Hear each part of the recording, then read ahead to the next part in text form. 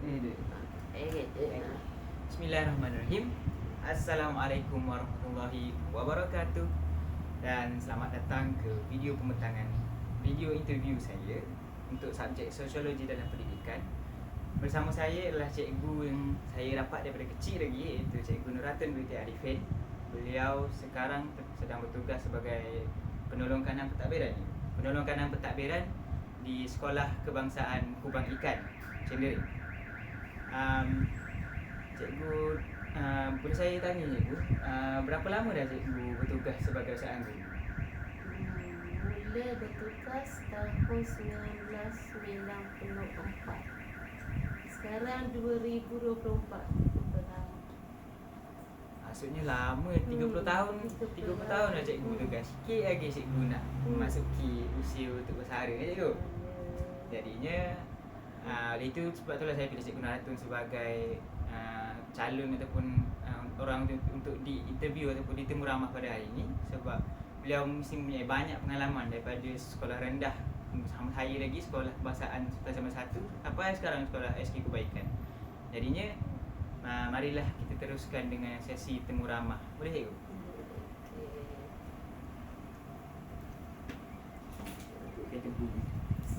Kuat punya ni. Okay, cikgu.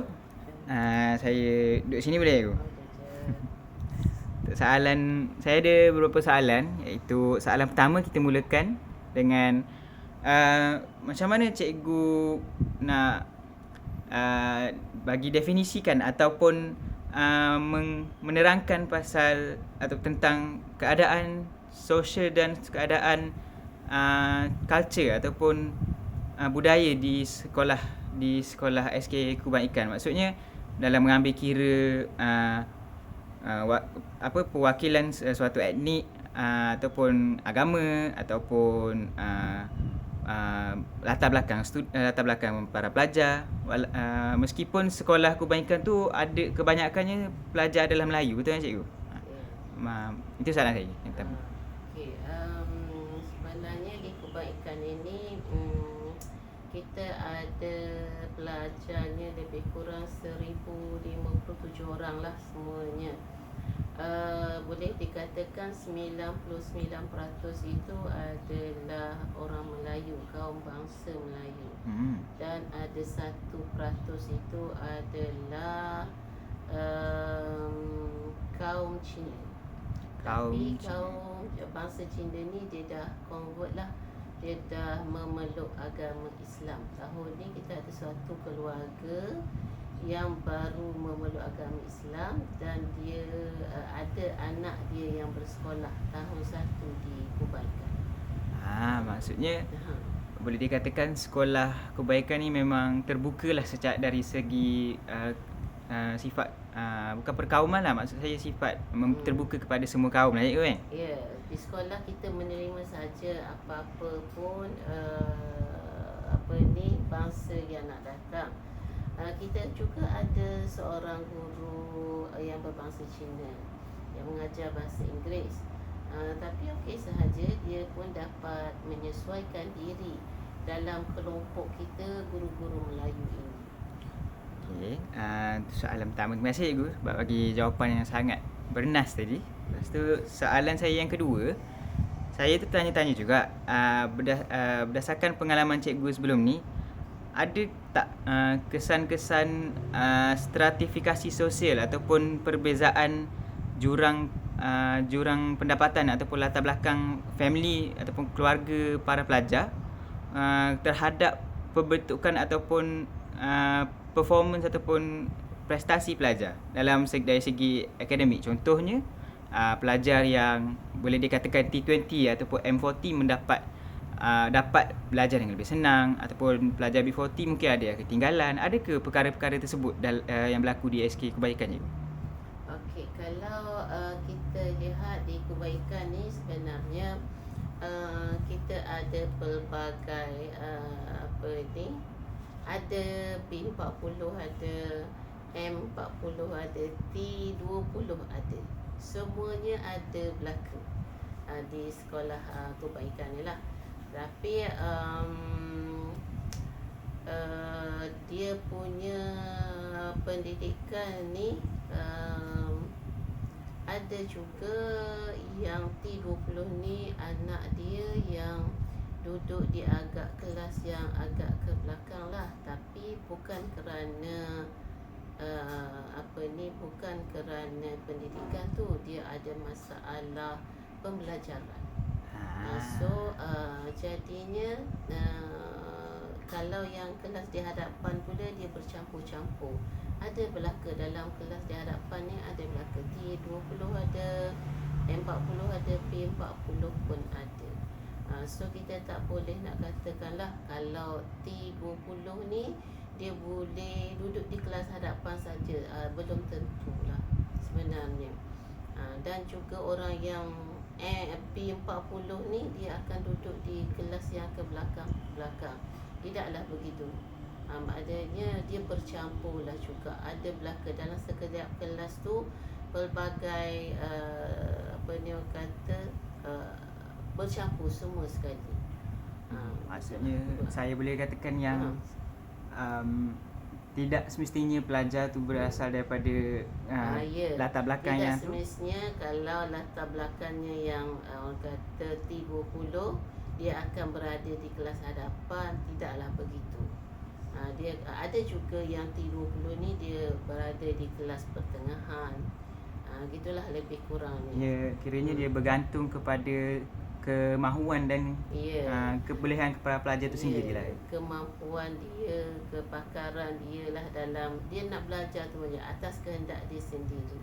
Cikgu-cikgu memang memberi motivasi untuk semua murid-murid ni belajar, tetapi yang kita lihat ialah bercampur-campur. Kecuali kalau kelas yang agak yang ke belakang ni lah.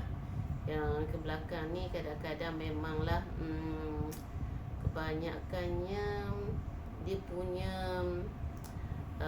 punya latar belakang keluarga itu memang adalah beberapa isu. Ada beberapa isu yang boleh kita di pihak sekolah kena pastilah, yang menyebabkan bila dilihat daripada segi tangga gaji ataupun upah yang mereka terima ni, kebanyakannya mereka adalah B40 lah. Iaitu yang memang ada di sekolah. Baik cikgu, seterusnya boleh cikgu kongsikan beberapa contoh ataupun inisiatif yang sekolah ataupun pihak pentadbiran dan guru-guru telah lakukan ataupun telah aplikasikan untuk mempromosikan kepelbagaian sosio budaya dan kurangkan jarak jurang antara stratifikasi sosial. Maksudnya guru-guru dan pentadbiran ni tak nak bagi para pelajar ni terasa diorang yang mereka ada kumpulan sendiri mengikut diorang punya latar belakang sosio budaya. Kalau kita di kebaikan ini, kita tidaklah guru-guru tidak orang kata melihat dia punya dia punya latar belakang, tengok latar belakang tu, tapi kita menerima seadanya mereka ini, dan mereka ini semuanya dia yang sama rata sahaja. Kemudian di kawasan kebaikan ni kita ada satu kawasan itu iaitu flat rakyat. Di situ memang ramai murid-murid kita yang duduk di kondo rakyat itu, dan mereka kehidupan mereka pun memang agak teruklah, kebanyakan mereka adalah dalam P40. Tapi sekolah untuk pihak sekolah lah, kalau untuk anak-anak yang asnaf ni kita banyak membantu. Selain kita banyak membantu, kita juga mendapat ada kerjasama dengan pihak-pihak luar yang akan membantu murid-murid ini.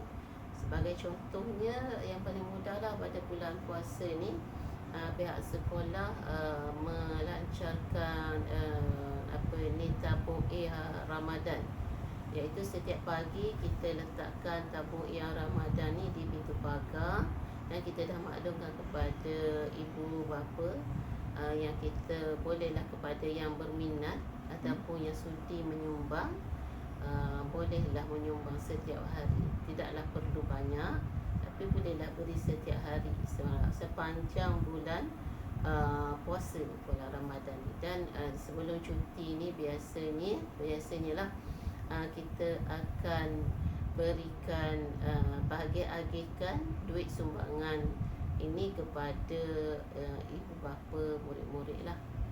Kebanyakan lebih kurang dalam 100 orang jugalah kadang-kadang.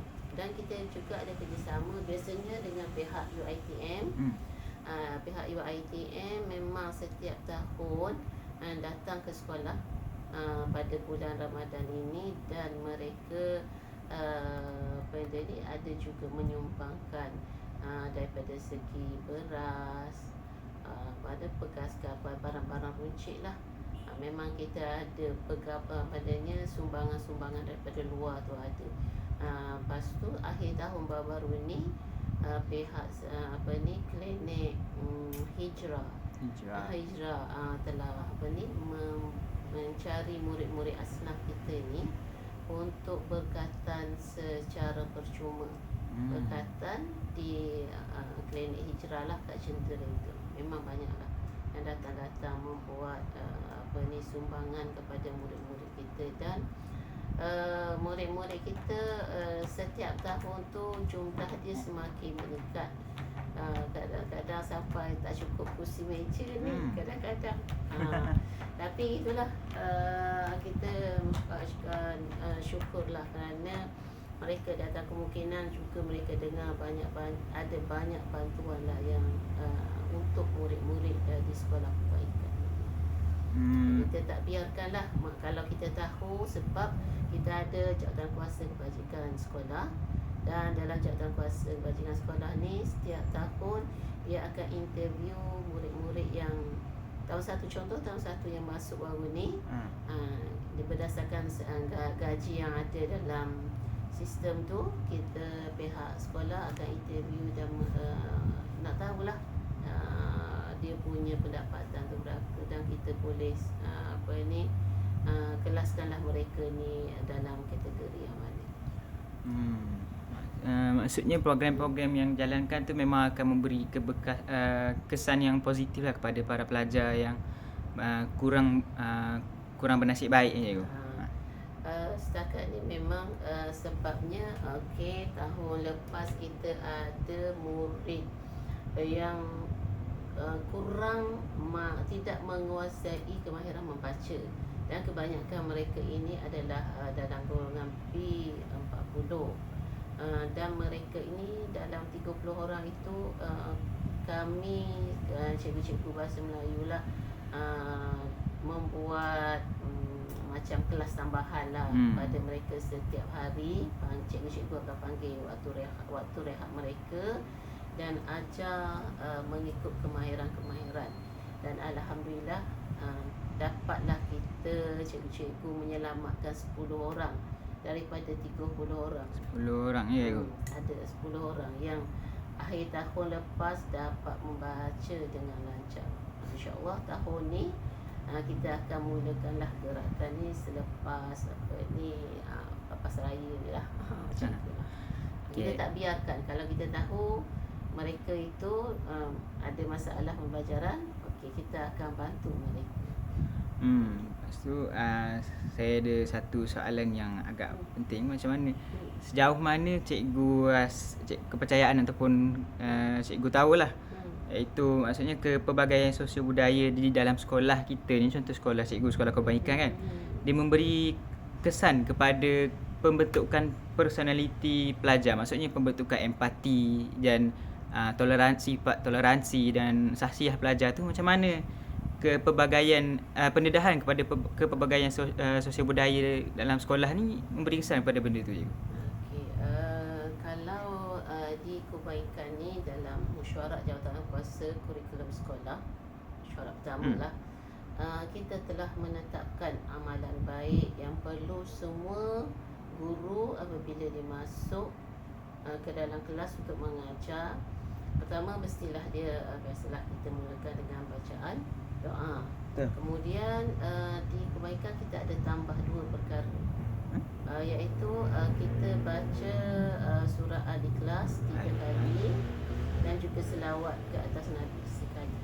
Setiap kali cikgu masuk, kalau hari tu ada 6 subjek, so 6 kalilah murid tersebut akan baca surah Al-Ikhlas dan juga selawat, supaya amalan ini dapat dia bawa sehinggalah dia besar nanti.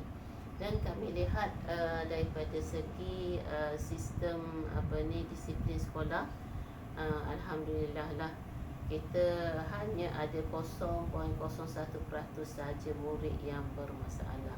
Tidaklah ada masalah-masalah yang besar di sekolah kita ini.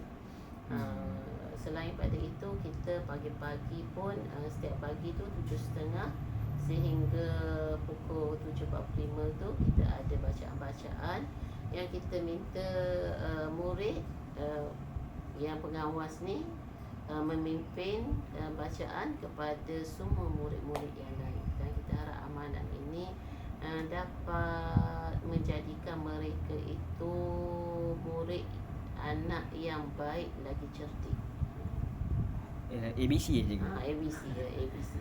Kalau sebab kalau dalam kita kalau di sekolah, kalau kita panggil mereka ini anak yang baik lagi cerdik, mereka amat suka.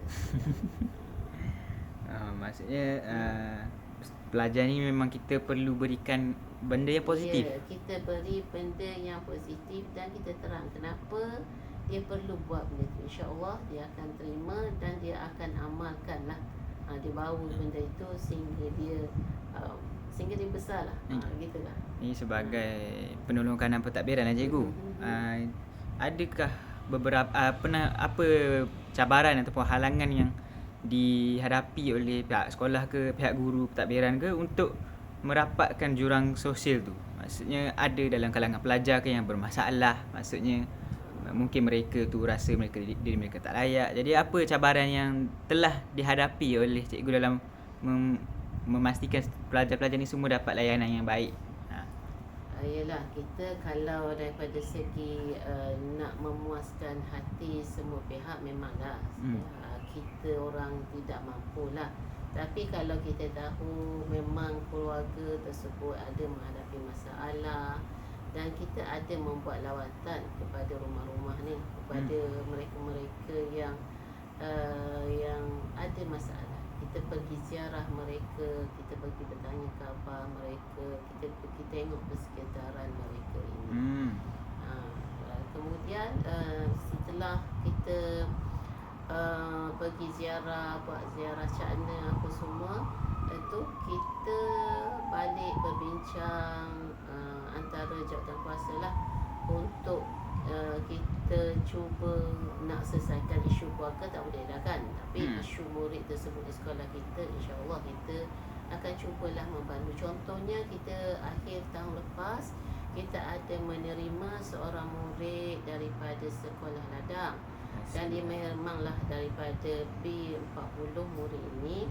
Dan yang amat sedih sekalinya, murid ini dah tahun 6 tahun ni dia tak boleh membaca langsung, tak boleh mengenal, tak kenal huruf. So kita cuba membantu dia daripada segi akademik supaya kita punya objektif pada tahun ni nak membantu murid ini agar akhir tahun nanti, akhir sesi ni lah, sesi 2024-2025 ni, dia akan boleh membaca dan dapat melangkah ke sekolah menengah dengan jaya. Kita adalah kita ada rancangan-rancangan untuk membantu dia. Salah satunya waktu bahasa Melayu tu dia akan pergi ke kelas pemulihan. Cikgu pemulihan akan bantu dia, dan yang lain tu nanti ada guru kelas tu sendiri, cikgu bahasa Melayu akan bantu dia di waktu dia guru tu free, dia akan panggil murid itu untuk menguasai 32 kemahiran yang untuk membolehkan dia membaca lah. Kiranya maksudnya dalam pendapat cikgu lah, apa kan sebagai guru dan pentadbir sekolah ni, apa peranan yang dimainkan oleh semua pihak lah dalam memastikan suasana pembelajaran pelajar tu maksudnya inklusif. Maksud dia tidak dia adalah adil dan saksama, dia tidak terasing ataupun nampak seperti berat sebelah ataupun orang panggil bias lah kan. Ada apa pendapat cikgu pasal benda tu?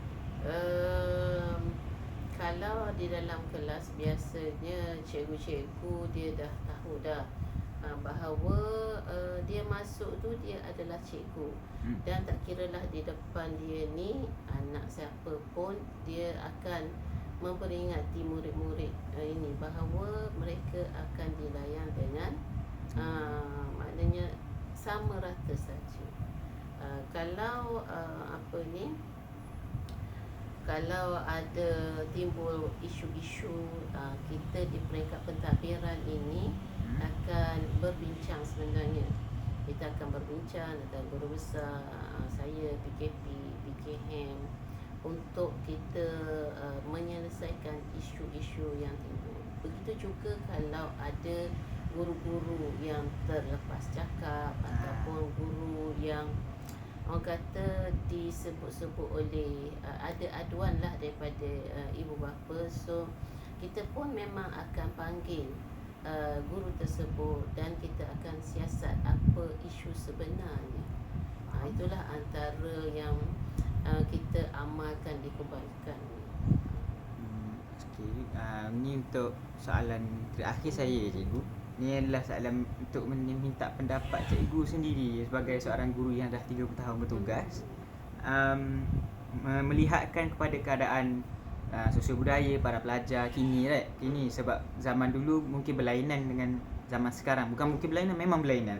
Jadi apa saranan atau strategi inisiatif gitulah yang cikgu cadangkan, yang cikgu boleh fikir atau cadangkan untuk menambah baik keadaan kepelbagaian sosial budaya. Lebih lagi kalau sebuah sekolah tu ada ramai pelajar yang berbilang kaum. Jadinya untuk memastikan mereka dapat pelayanan yang sama rata, itu tak mengira kaum, tanpa ada langsung sifat ketidakadilan. Ada sarana atau strategi yang cikgu boleh fikirkan je? Sebenarnya katalah kita beri contoh kan, katalah ada seorang murid tu dia adalah melakukan kesalahan kan. Contoh dia membulikan, contoh tak. Tapi dia membuli ni dia melibatkan orang ramai kan. Betul. So kita panggil, kita benda ni untuk benda ini tidak merebak, kita sentiasa turun. Cikgu-cikgu kadang-kadang sambil mengajar tu, cikgu-cikgu kelas ke cikgu-cikgu mata pelajaran, dia akan bersoal jawab dengan murid dia, berbual-bual dengan murid dia. Kadang-kadang daripada berbual-bual, bertanya-tanya ini, maka kadang-kadang murid-murid ini akan menceritakan cikgu, macam dia akan menceritakan kepada cikgu lah apa masalah yang dia hadapi. So dan bila ada masalah yang timbul, so daripada yang timbul itulah cikgu-cikgu antara kalangan guru-guru ini dia akan cuba membantu murid tersebut. Kalau perlu kita panggil, kita beri nasihat. Selain itu kita ada juga guru bimbingan dan kaunseling di sekolah. So kalau kita rasa benda isu yang timbul tu berat, so kita mohon bantuan guru bimbingan dan kaunseling untuk memimpin murid itu, memberi nasihat murid itu supaya dia menjadi murid yang baiklah. Begitulah. Sebelum kita akhiri temu ramah atau temu bual cikgu, temu bual yang sangat santai dan tak apalah, informal. Apa saranan cikgu kepada para guru pelatih macam saya dan rakan-rakan saya yang di luar sana, bakal guru yang hendak masuk ke sekolah? Kami nak praktikum dalam bulan Ogos 2024. Jadinya apa saranan cikgu untuk kami memastikan kami boleh buat benda yang layanan yang sama juga kepada para pelajar, dan jadi cikgu, jadi guru yang elok, yang baik? Okey, bagi pendapat cikgu lah, sebenarnya kita bila kita pertama sekali kena buat persediaan lah sebenarnya untuk masuk ke kelas apa semua kan. Buat persediaan tu biar maknanya biar lengkap. Okey. Dan bila berhadapan dengan murid ni, kita kadang-kadang tak tahu mereka ni punya apa ni, dia Perangai. punya perangai tu macam mana kan. So bagi cikgu lah lebih baiklah kita apa ni Kita kenal dulu. mendisiplinkan murid-murid kita itu. Kita nak buat baik tak apa, kediam sikit kita buat baik, tapi biar sebab murid sekarang dia apa ni, dia orang kata manja tu lebih lah jadi. Daripada lebih. Dan kena tegaslah dulu datang, sebab kita adalah guru sebagai pengawal kan. Kalau kita tidak tegas, maka sukar untuk kita kawal kelas kita sepanjang PDPC yang berlangsung. So buat murid, satu lagi, kita datang pergi ke sekolah nak mengajar tu, buatkan kerja kita ni kerana Allah Ta'ala. Okey, lepas tu beri ilmu pada murid-murid. Dan seterusnya, orang kata apa ni yang tadi tu, yang disiplin tu, disiplin memang perlu. Kalau tidak, susah untuk kita kawal dalam apa ni, dalam kelas tu nanti. Sebenarnya seelok-eloknya lah kita mengenali murid kita yang kita akan ajar. Sikit-sikit perlahan kenalkan, berkenalan dengan mereka. Okay. Dan sambil itu kita tidak boleh bebaskan juga mereka. Kita kena ada sambil kita ngajar tu, kena ada orang kata batasan ke backhand tu kena ada juga. Gitulah boleh nak kata. Kalau tak backhand, memang sukar untuk kawal. Sebab kalau dikubaikan lah ni lah, paling ramai sekarang ni kelas yang ada tu 37. Ramai. Sekelas sekarang ni. Kalau kita tak manage lah, keadaan kita tak bersedia ke apa ke, memang cikgu rasa sukarlah sikitkan sebab ramai kan. Kalau kita masuk, kita backhand sikit, tak apa backhand, lama-lama dia faham perangai kita. Biar dia ikut kita, bukan dia boleh senang-senang gini kan, tidak. Kita sebab niat kita yang pertama, kita nak membentuk stasiah diri dia yang lebih baik. Jadi terima kasih banyaklah cikgu sebab memberikan berbagai input yang menarik untuk saya lakukan tugasan ini. InsyaAllah nanti saya akan praktikum di Kubangan juga, telah dipilih. Jadinya cikgu doakanlah saya dan kawan-kawan saya ini untuk jadi guru atau guru pelatih dan guru praktikum yang dapat mengajar pelajar dengan cemerlang dan membentuk sasiah mereka juga. Maklumlah kami guru baru, mungkin kami ada memang banyak kekurangan kami lah. Kita guru lama pun sama saja, belajar setiap hari. Jadinya itu sahaja daripada saya. Tapi cuma nak pesan satu je, kita jangan jangan mudah putus asa. Berhadapan dengan murid-murid ni, kata orang never give up. Never give up. Terima kasih cikgu. Saya rasa itu sahaja daripada saya. Assalamualaikum warahmatullahi wabarakatuh.